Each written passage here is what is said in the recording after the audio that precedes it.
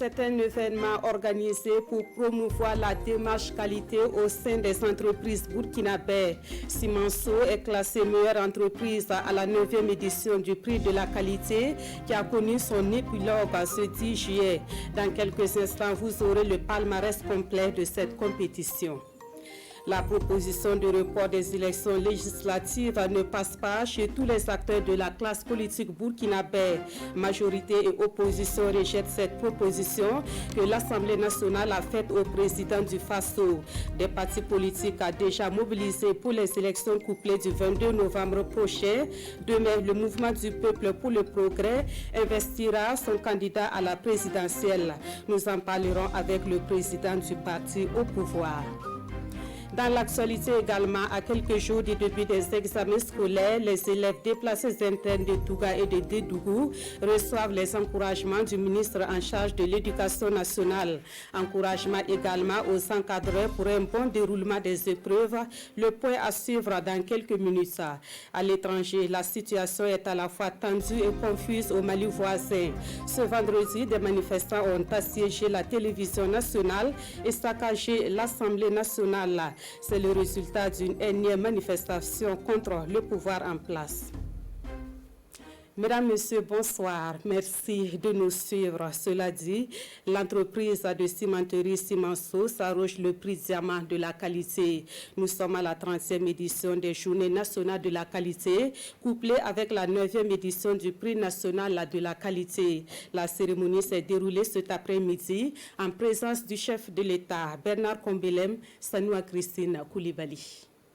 Prix de la maîtrise de la qualité en 2019, Simanso s'adjuge ici le prix diamant de l'excellence dans la qualité, la plus haute marche de la catégorie A, celle des entreprises employant plus de 100 personnes. Cette année, c'est une récompense qui vient traduire tout le travail qui a été fait depuis l'année passée. Afin d'atteindre ce niveau. Et de 2 également pour Sim Burkina qui, elle, remporte le prix d'excellence dans la catégorie B, celle des entreprises employant 20 à 100 personnes. L'année passée, on a remporté le prix d'excellence et on n'a pas hésité cette année encore à revenir parce que nous avons confiance à la qualité, nous savons qu'il faut continuer à travailler, il faut continuer à améliorer et compétir avec les autres. Pas de prix d'excellence dans la catégorie C, celle des entreprises employant 1 à 20 personnes. Mais le cabinet consultation en gestion des entreprises, études et formations en Afrique reçoit le prix d'encouragement de la qualité, premier niveau de cette catégorie. Elles étaient au total 19 entreprises en liste dans les 3 catégories pour le prix national de la qualité. Face aux différentes vulnérabilités, face à la compétition qui a accru, face à de plus en plus l'exigence des consommateurs au niveau de la qualité des produits et des services, il est bon que la culture qualité s'installe définitivement dans nos organisations, dans nos institutions et bien entendu dans les entreprises privées. Et les lauréats de ce soir seront les ambassadeurs du Burkina Faso au prix CEDEAO de la qualité. Cette cérémonie de récompense marque la fin des 30e journées nationales de la qualité, couplée de la 9e édition du prix national de la qualité. La CEDEAO annonce un soutien au Burkina Faso pour l'organisation des élections du 22 novembre prochain. Annonce faite au Premier ministre par le nouveau représentant résident de la CEDEAO au Burkina Faso. Le chef du gouvernement a également échangé avec une délégation du Comité international de la Croix-Rouge. Le résumé de ces 2 audiences avec Bernard Combelem et Moumouni Soubega. Le chef de la délégation du Comité international de la Croix-Rouge est venu parler des questions humanitaires et sanitaires avec le Premier ministre burkinabè. La Croix-Rouge internationale, encore une fois accompagnée de la Croix-Rouge du Burkina, travaille dans le domaine de la santé, le renforcement des capacités des centres de santé primaires, de l'assistance en vivres aux personnes déplacées, dans les régions les plus directement affectées par la détérioration de la situation, le soutien au renforcement des structures en eau et sanitation. Le Premier ministre Christophe Dabiré a également reçu le nouveau représentant résident de la CEDEAO au Burkina Faso. Tiena Coulibaly a parlé coopération, mais avant, il a présenté ses condoléances au peuple burkinabé pour les pertes en vies humaines causées par le Covid-19 et les attaques terroristes. J'ai annoncé au chef du gouvernement que dès que les frontières vont être ouvertes, une délégation va venir d'Abuja, je l'ai déjà annoncé au ministre d'État, pour essayer d'évaluer les besoins que le Burkina a et voir dans quelle mesure la CEDEAO peut contribuer. Et bien sûr, nous serons là le jour des élections en tant qu'observateurs.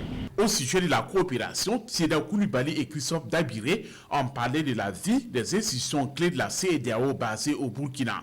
Il s'agit notamment de l'OAS, l'Organisation ouest-africaine de la santé, du Centre de développement de la jeunesse et des sports et du Centre de gestion des ressources en eau.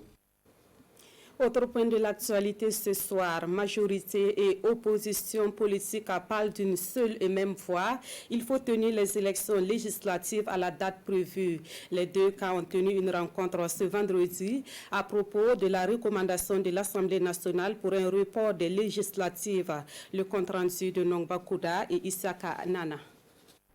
Des élections présidentielles et législatives le 22 novembre 2020. Majorité et opposition restent sur leur position. Une position réaffirmée ici au ministre en charge de l'administration territoriale ce vendredi matin. À l'étape actuelle de nos préparatifs et des engagements que nous avons convenus ensemble, il est bon qu'on s'en tienne au timing qui a été adopté et qui est connu et qui, sur la base de ce timing, le corps électoral a été convoqué. Et nous, partis de l'opposition, partis de la majorité, nous travaillons sur la base de ce timing-là. L'Assemblée nationale est une instance qui a toute la liberté de formuler des recommandations sur des questions de la vie de la nation lui paraissant opportunes.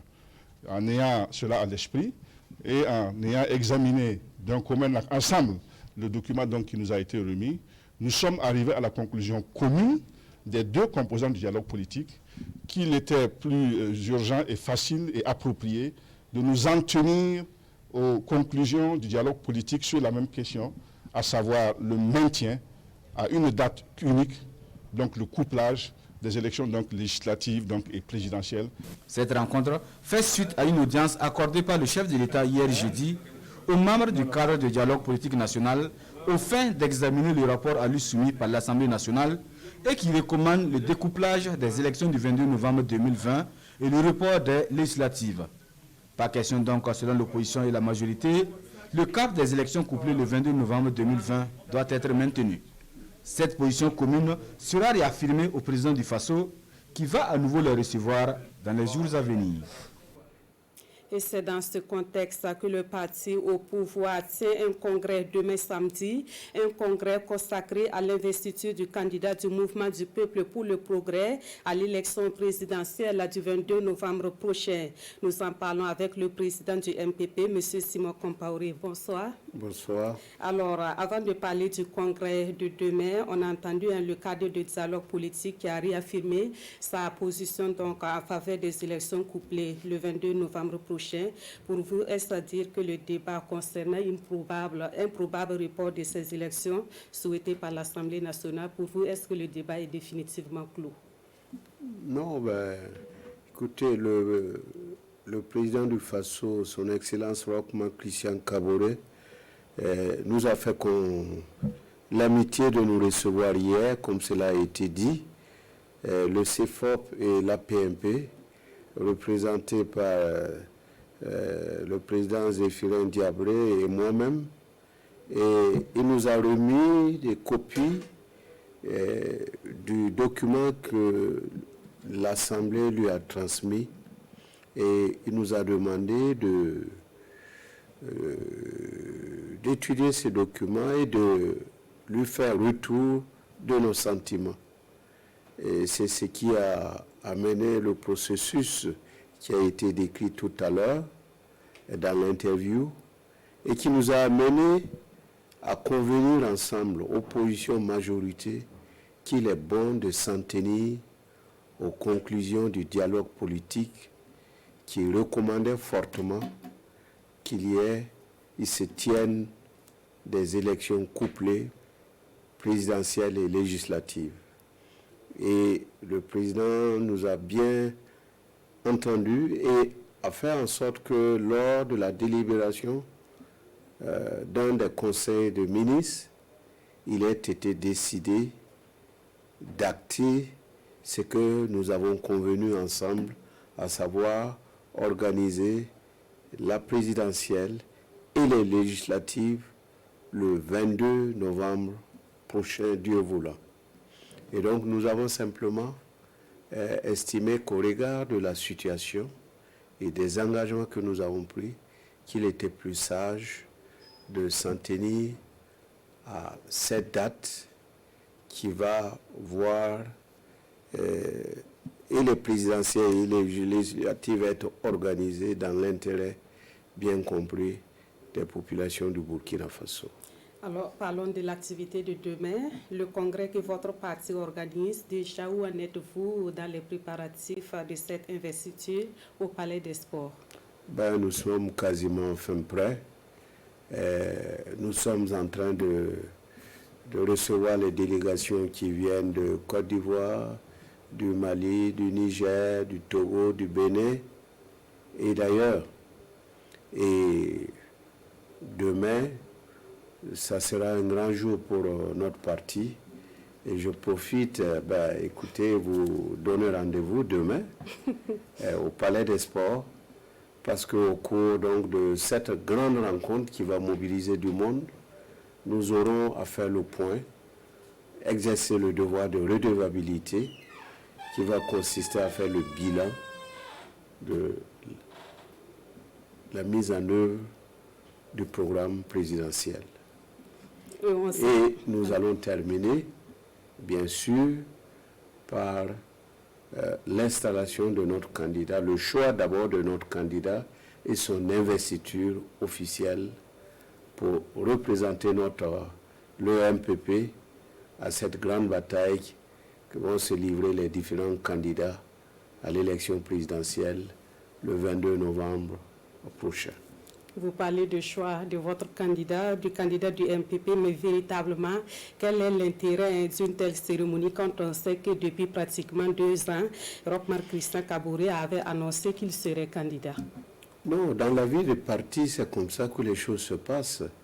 Et on ne va pas déroger à la tradition. C'est juste une formalité. Mais qui a son sens.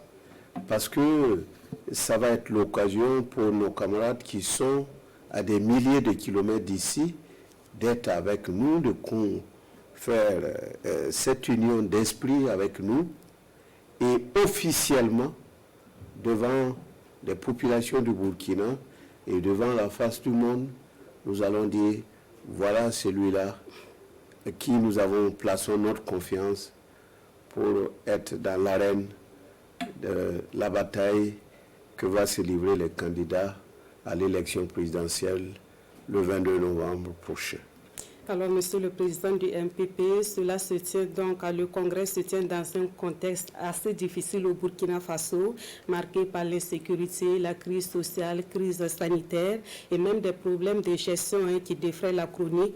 Pour vous, qu'est-ce qui milite en faveur donc de la victoire de votre candidat à la prochaine présidentielle? Vous serez servis. Voilà. Nous, contrairement aux autres, nous avons géré. Et pendant les 5 ans qui s'achèvent. Donc, l'essentiel de ce que nous avons développé, justement, c'est ce que nous avons pu faire au cours donc, des 5 années que le peuple avait confié au président Roch-Marc Christian Kaboré, savoir gérer le pays sur la base du programme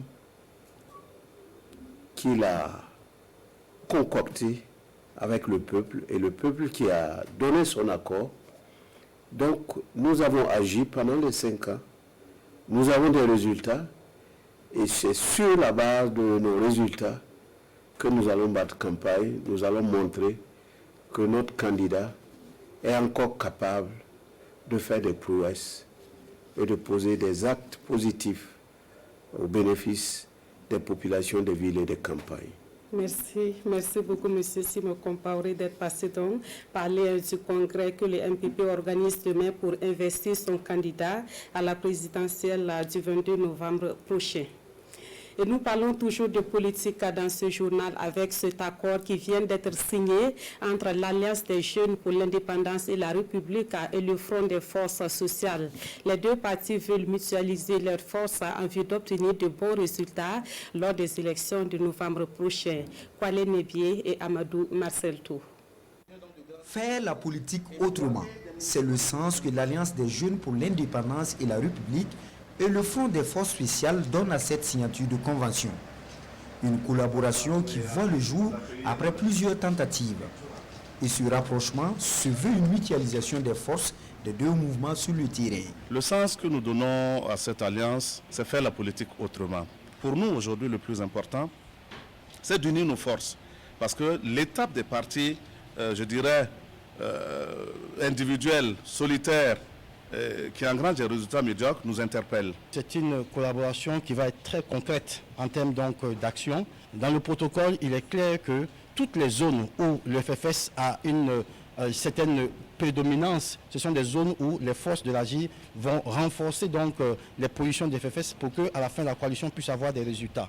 Cet accord de partenariat politique vient au lendemain de la démission du président de l'Alliance des jeunes pour l'indépendance et la République Agir au poste du conseiller spécial du président du Faso. D'une part, pour me consacrer à mon parti, comme vous pouvez le constater ce matin déjà, et d'autre part aussi pour permettre à la justice burkinabé de pouvoir travailler sereinement dans le cadre donc d'une affaire qui me concernerait et pour laquelle je reste en attente donc des suites judiciaires. À travers cette signature de convention, les deux partis s'engagent donc à travailler ensemble pour les futures échéances électorales. Des élections que tous souhaitent qu'elles se déroulent dans la cohésion entre les Burkinabés, la cohésion sociale et la réconciliation nationale, deux sujets qui ont fait l'objet d'échanges ce matin au palais du Mogonaba. Une délégation du Haut Conseil pour la réconciliation nationale et l'unité nationale est allée demander au Conseil auprès du roi des Mossé pour une réconciliation inclusive au Burkina Faso. Le point avec Rasmani Zoundi et Marguerite Douaniou. Donner une chance de réussite à la réconciliation nationale, c'est le principal sujet de l'entretien que le Moronaba Bango accorde au Haut Conseil pour la réconciliation et l'unité nationale.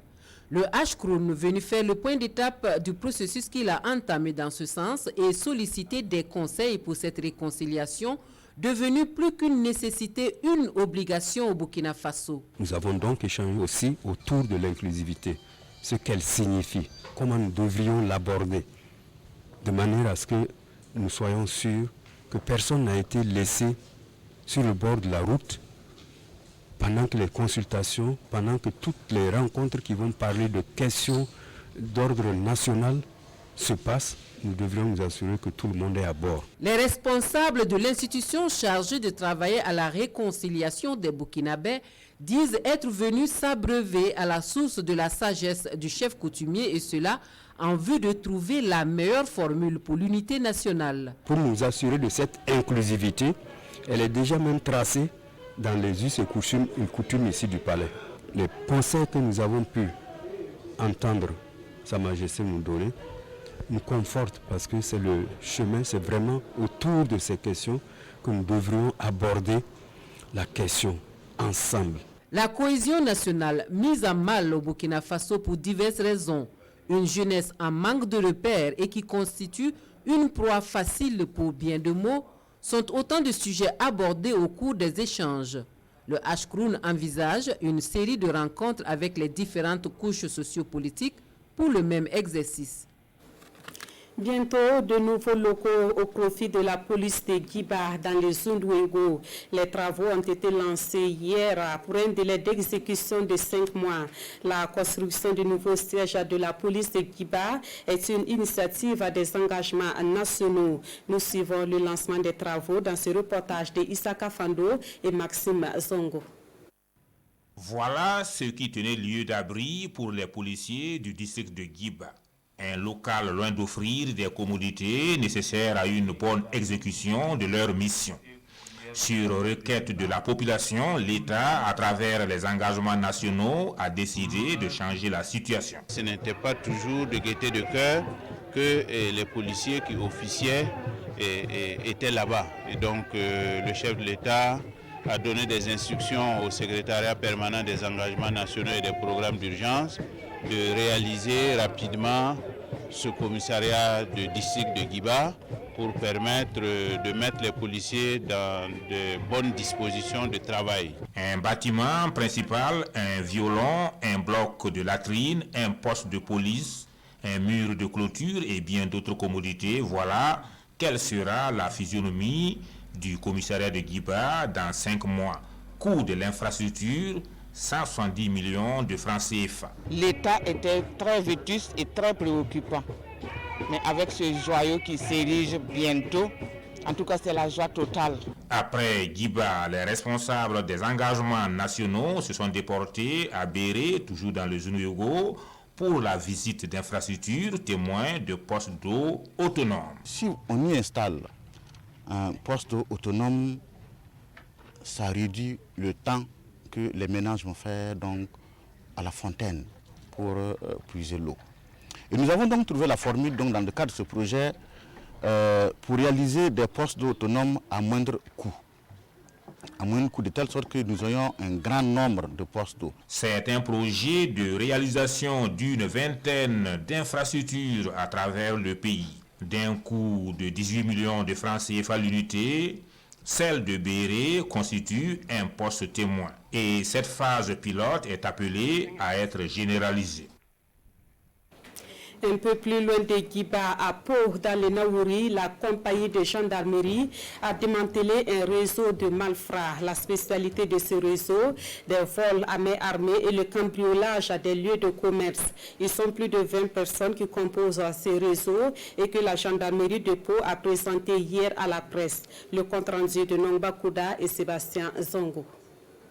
Cette dame ne reconnaît plus la motocyclette qu'elle a perdue il y a près d'1 an dans le quartier Tampoui de Ouagadougou. Les malfrats qui ont braqué ma soeur et puis prendre ma moto 135, au couleur bleu-blanc.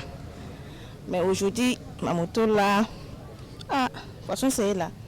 C'est pas la moto que je roulais avec. Couleur refaite, carte grise et numéro de série falsifié, c'est le sort que les personnes interpellées réservaient aux engins volés à Ouagadougou avant de les vendre dans les provinces du Naouri et du Zuluego ou en territoire ghanéen.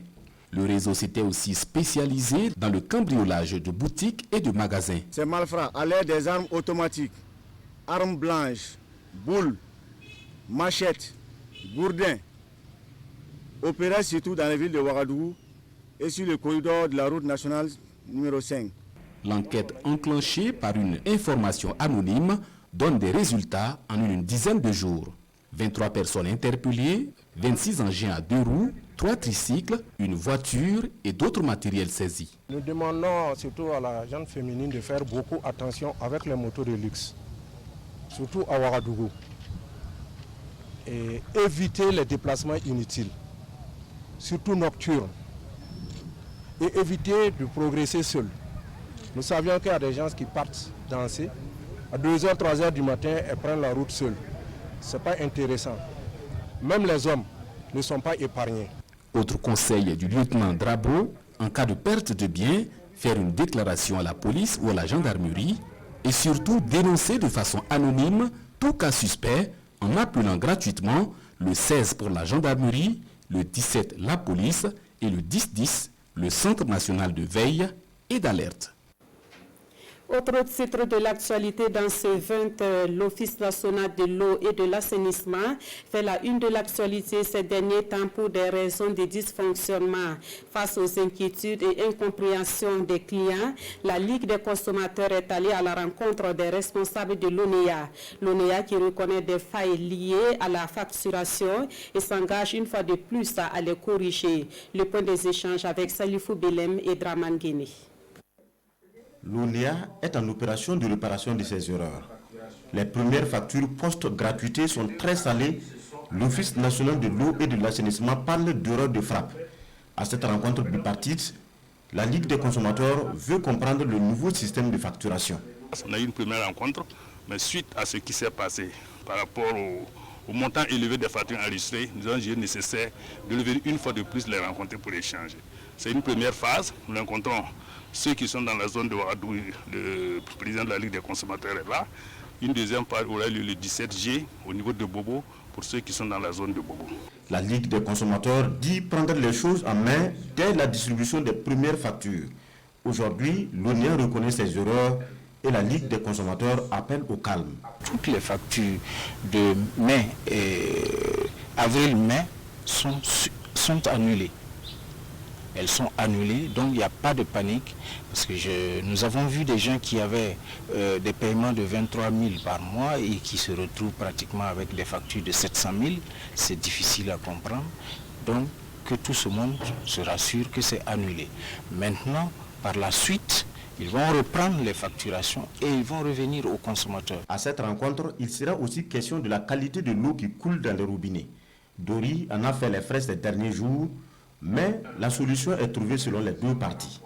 Je parle sous le contrôle du DG. La solution est déjà trouvée. L'eau ce matin est de bonne qualité. Elle est déjà trouvée. Donc ils n'ont pas dormi, nous non plus, nous n'avons pas dormi. Après ces réflexions en salle, l'ONIA entend amener ses partenaires sur le terrain à la station de Ziga pour mieux apprécier le travail de traitement de l'eau. Dans l'actualité également, les élèves déplacés internes de Touga et de Dédougou reçoivent des encouragements à quelques jours des examens scolaires. Ces encouragements sont du ministre en charge de l'Éducation nationale et ils vont également aux encadreurs. Le ministre Stanislas Ouaro en a profité pour remettre du matériel et des vivres pour la prise en charge des déplacés internes. Samson Bationo, Edouard Ouedraogo et Karim Ouedraogo. Ils sont des milliers, ces élèves qui ont fui les localités à fort défi sécuritaire, délocalisés ici à Tougan et à Dédougou pour poursuivre leurs activités pédagogiques. Ces élèves pourront prendre part aux examens scolaires en toute sérénité. Ils reçoivent la visite de leur ministre de tutelle. Je suis venu m'inspirer de modèles de courage, de détermination, d'abnégation et de ténacité de ces enfants de CM2, de 3e et de terminale, qui, au regard du contexte sécuritaire difficile de leur localité, se sont déplacés. Et donc, je voudrais profiter aussi de ces instants-là pour féliciter et encourager les enseignants. En plus du soutien moral, le gouvernement apporte du matériel et des vivres à ces déplacés internes de la région de la Boukou du Mouhoun. Nous avons aussi transféré donc des ressources, un total de 147 millions pour les 5 régions, dont 24 millions un peu plus de 24 millions pour la région de la Boucle du Moun, pour acquérir du matériel complémentaire que vous avez, donc de l'huile, du spaghetti, des bouilloires, donc des kits d'hygiène, des fournitures et tout, pour leur permettre donc de pouvoir poursuivre sereinement leurs activités. Ça concerne 52 écoles. Dans la province du Sourou, ils sont plus de 630 ces élèves déplacés internes à passer les examens du CEP et 530 pour le BEPC et le bac. À Dédougou, ce sont 255 candidats qui se joindront à leurs camarades pour le même exercice. Au niveau de l'enseignement supérieur, ici à Ouagadougou, de nouveaux médecins entièrement formés à l'université Saint-Thomas d'Aquin reçoivent leur diplôme. Ils sont plus de 20 nouveaux médecins à avoir prêté le serment d'Hippocrate ce vendredi. Une sortie de promotion marquée également par la pose de la première pierre du centre hospitalier universitaire de l'USTA. Les temps forts de la cérémonie avec Rocher Kam et Ernest Akambiri. Une arrivée fort remarquée et très applaudie pour des impétrants en fin de formation. Une vingtaine de médecins, 24 très exactement entièrement formés à l'université Saint-Thomas d'Aquin, USTA. Et dans la foulée, la prestation du serment d'Hippocrate, la remise des attestations des diplômes d'État en médecine aux lauréats de la 7e cuvée de l'USTA. Un moment de choix et d'émotion. C'est beaucoup d'émotions qui sont là. 8 années, vraiment, il faut vivre pour comprendre que ça n'a pas été du tout facile. Mais on a eu des moments de découragement. Aujourd'hui, nous sommes très contents, très fiers de ce diplôme. Depuis 2014 à aujourd'hui, l'USTA a formé 345 médecins. Et donc, ça vient renforcer le corps médical, non seulement national, mais aussi au niveau de l'Afrique. L'université Saint-Thomas d'Aquin, c'est aujourd'hui 14 nationalités pour plus de 3000 étudiants, un centre d'excellence, la meilleure université privée ces 2 dernières années au Burkina. Un temple du savoir doté d'une vision et d'un projet innovant, celui d'un centre hospitalier universitaire. Une nouvelle étape pour l'USTA qui commence ici, par ses prières, ses bénédictions, par cette pose, la première pierre du CHU. Comme je l'ai dit, un seul doigt ne ramasse pas la farine. L'État tout seul ne peut pas répondre de façon immédiate et positive à toutes les attentes de la population. D'où la nécessité de créer un climat de coopération entre toutes les forces vives d'une nation. Et le privé aussi a sa place. Et c'est le secteur de la santé qui est le plus heureux d'accueillir cet édifice-là, qui va venir renforcer l'offre de soins et de services de santé du côté est du Grand Ouaga. Sur ce site de Saba, dans la banlieue est de Ouagadougou, sur 39 hectares sera bâti ce complexe hospitalier, une structure sanitaire de référence et un centre de 3e niveau pour l'USTA. Loin des universités, ils sont des jeunes du milieu rural qui auront l'opportunité d'évoluer dans divers métiers. Une coalition d'OSC et la Confédération paysanne du Faso mènent le plaidoyer en faveur de ces jeunes. La rencontre des plaidoyers se tient à Ouagadougou en partenariat avec l'ONG SOS Fin. Bernard Kombelem et Marguerite Douaniou. Promotion de l'emploi des jeunes ruraux dans les métiers agro-silvo-pastoraux halieutiques.